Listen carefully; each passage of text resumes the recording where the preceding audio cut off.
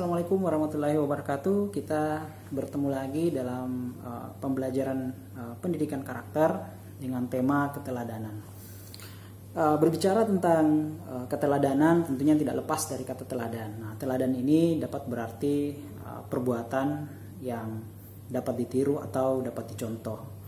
Dan sedangkan kalau istilah keteladanan itu berarti sesuatu yang kita lihat, sesuatu yang kita tiru, kemudian kita terapkan dalam kegiatan aktivitas keseharian kita, dalam tanda kutip adalah karakter kita, dari tentunya orang yang lebih tua atau lebih senior atau kita anggap lebih dewasa daripada kita. Nah, aktivitas keteladanan yang kita lakukan tentunya tidak lepas dari kegiatan mencontoh. Nah, di waktu kecil mungkin kita sebelum kita sadari bahwa aktivitas dan kelakuan kita atau perilaku kita itu merupakan manifestasi atau hasil dari keteladanan orang-orang yang ada di lingkungan atau di sekitar kita. Nah, tentunya keteladanan ini sangat membutuhkan satu peran yang disebut sebagai role model. Ya, role model ini artinya orang yang atau sosok yang menjadi tolak ukur dari tindakan dan perilaku kita yang kita lakukan saat ini. Nah, berbicara tentang karakter keteladanan tentunya tidak lepas dari pendidikan karakter. Nah, pendidikan karakter pengembangan dari aktivitas kita yang membentuk aktivitas kita dari karakter yang kita miliki itu tidak lepas dari kegiatan mencontoh yang kita lakukan semenjak dari kita kecil hingga sekarang. Karakter tentunya kita akan bagi dalam dua aspek, yaitu yang dipengaruhi secara internal dan yang dipengaruhi secara eksternal. Nah, pada dasarnya karakter ada karakter yang kita harapkan, ada pula karakter yang terbentuk secara alamiah mulai dari kita kecil hingga sampai sekarang.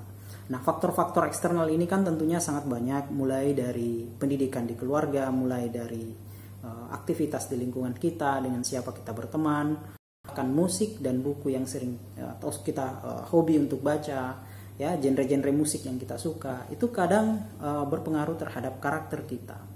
Nah, tentunya karakter-karakter itu dalam perjalanannya tentunya juga dipengaruhi oleh role model.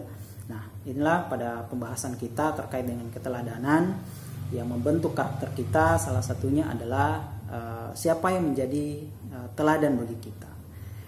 Nah, harapannya dari karakter yang kita miliki, sebagaimana tujuan dari pendidikan nasional, memiliki karakter yang baik, bagaimana kita memiliki sikap perilaku yang baik untuk generasi-generasi yang berikutnya.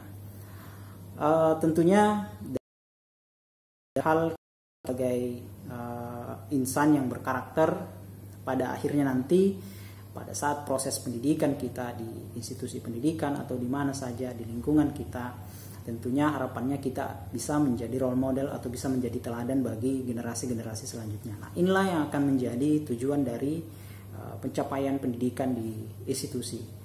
Ya, tentunya di institusi-institusi pendidikan mulai dari kita TK, SD, SMP, SMA, bahkan di perguruan tinggi, bagaimana pendidikan itu mampu membentuk karakter kita.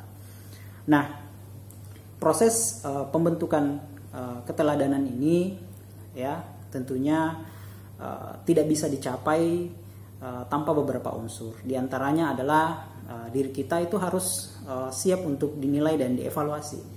Orang yang dikatakan teladan adalah orang-orang yang telah memiliki kesiapan untuk dinilai oleh orang lain. Artinya bahwa ketika kita memiliki sesuatu yang bisa dinilai oleh orang lain, bisa dievaluasi oleh orang lain, dan itu menjadi sesuatu yang baik, maka tentunya itu menjadi sesuatu yang dapat dicontoh. Ya, tentunya dalam tanda kutip dalam arti negatif, ya juga ini dapat berarti bahwa seorang yang menjadi role model dalam tanda petik menjadi nilai yang negatif, ya tentunya memiliki sesuatu untuk diikuti. Ya, artinya bahwa dalam hal yang positif kita bahas seorang yang dapat dikatakan teladan artinya orang-orang yang memiliki sesuatu, ya, ada sesuatu yang dimiliki, ada kompetensi yang dimiliki, ada karakter yang dimiliki oleh orang tersebut sehingga dapat dicontoh atau dapat menjadi inspirasi bagi orang lain. Ya, tentunya aspek yang kedua adalah memiliki kompetensi minimal. Ya, tentunya ketika kita ingin dicontoh atau ketika kita ingin ditiru oleh orang lain, ada sesuatu yang positif dari diri kita yang bisa dilihat. Nah, apakah itu baik itu tindakan, ucapan, perilaku, ya, ataukah itu berupa prestasi atau itu kompetensi yang kita miliki, itu tentunya akan bisa menjadi teladan bagi orang lain. Nah, tapi lebih dari itu, sikap dan perilaku yang baik tentunya itu menjadi keteladanan. Bagaimana sebuah karakter yang kita miliki itu bisa menginspirasi orang lain. Nah, unsur yang ketiga adalah memiliki integritas moral. Nah, bagi seorang yang teladan tentunya integritas ya tentunya menjadi aspek yang sangat penting, khususnya dalam hal moral, sikap perbuatan yang baik itu tentunya kita bisa lihat. Nah, yang paling sulit dalam menjadi orang yang teladan adalah istiqomah, ya, artinya bersungguh-sungguh melakukannya secara terus-menerus, ya, tidak tergoda oleh keadaan, konsisten, maka itu kita katakan sebagai orang yang teladan. Jadi tidak ada keteladanan ketika misalnya itu terpengaruh oleh karakter-karakter yang negatif.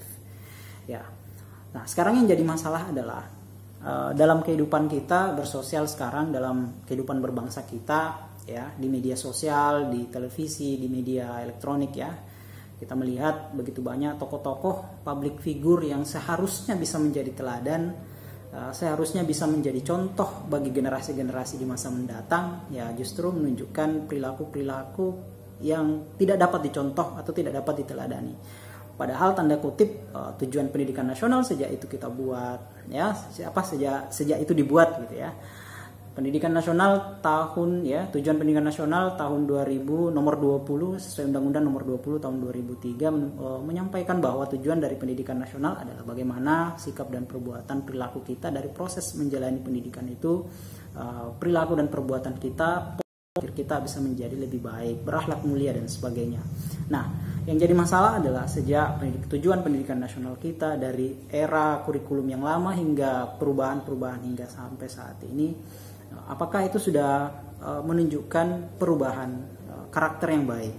Nah, jika dibandingkan dengan media-media yang ada saat ini, para public figure, ya, para politisi, para pejabat yang notabene pendidikan bukan berbicara tamatan SD, bukan berbicara tamatan SMA, bahkan mereka adalah orang-orang yang berpendidikan hingga pendidikan tinggi sampai pada level S3 atau doktor. Nah, apa yang salah dengan pendidikan kita?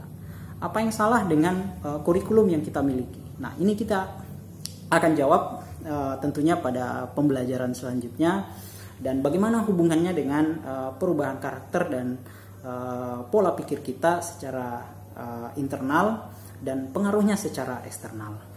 Saya kira untuk sebagai pengantar ini dulu. Terima kasih atas perhatiannya. Assalamualaikum warahmatullahi wabarakatuh.